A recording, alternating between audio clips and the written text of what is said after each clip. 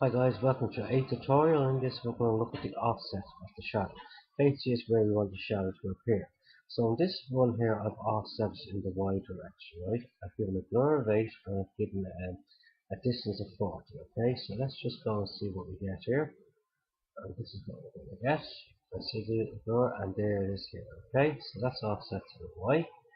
Now if I want to go in the X direction, simply change that to X and we'll give it up to 10.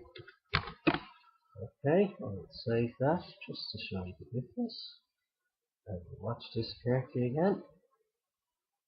There you go. You see you guys coming out here. Now that's kind of deep, so it's not really, you prefer to have that little bit fainter in that, so I could change that maybe to thin grey, just to see what we get. And this should come up a little bit nicer and not as striking as that. See that? It's a little bit better, it's not as striking. Okay, so there you go. That's showing you the offsets, the X and the Y's, and I hope you enjoyed this, and I'll see you in the next one. Take care guys, bye bye.